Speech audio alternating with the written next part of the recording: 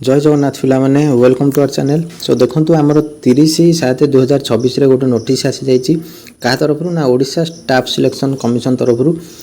कौन आसी नोटिस टी ना सब्जेक्ट देखो detail notice for main written examination of combined post graduate level recruitment examination 2025 for specialist post and service. आमर जो CPGLRE बाहरी थिला जो स्पेशलिस्ट पोस्ट गुड़ाक तार जो प्रिलिम सरी मेन एग्जाम होगा जाऊँ आमर केबे ना 11 तारिख और 10 तारिख दिन तार कंप्लीट एग्जाम पैटर्नटा पलि आसी डिटेल प्रोग्रामटा पलि आसी कौन देखूँ ना 10/8/2026 फास्ट शिफ्ट आमर हम माने अगस्त 10 तारिख दिन देखो फास्ट शिफ्ट पेपर वाला टेक्निकल पेपर 1 जो मानकर अच्छी 100 मार्क क्वेश्चन माने एग्जाम हम सेटा रिपोर्टिंग टाइम अच्छी 8टा बेले आउ एग्जाम टाइम है 10टा ରୁ 12टा हम 100 क्वेश्चन इच ऑफ 1 मार्क तमाने MCQ आसीज आपंकर जो 100टा क्वेश्चन आसो 100 मार्क तापर आसो technical paper for the post of art education instructor सेटा 200 मार्क सेटा 10टा ରୁ 12टा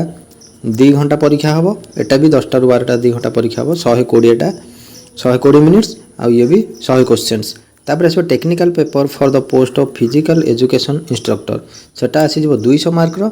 सी भी हम 10टा ରୁ 12टा 2 घंटा आपंकर 100टा क्वेश्चन देखो ये हम 100टा क्वेश्चन 100 मार्क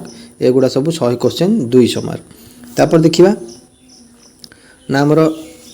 से 10 तारिख दिन सेकेंड शिफ्ट पुणी गोटे हम आमर 10/8/2026 सेकेंड शिफ्ट गोटे टेक्निकल पेपर 2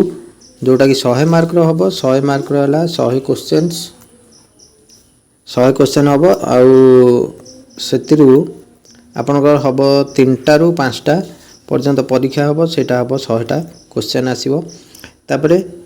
सेकेंड डे आमर जोटा कि 11/8/2026 11 तारिख दिन हम जोटा आमर फास्ट शिफ्ट टेक्निकल पेपर 2 जोटा 100 मार्क सेटा रिपोर्टिंग टाइम अच्छी से 8टा 10 ରୁ 12 100 क्वेश्चन तापर पुणी सेकेंड शिफ्ट अच्छी से 11 तारिख दिन आमर 3टा ରୁ 5टा बुझेगा 3टा ରୁ 5टा 100 मार्क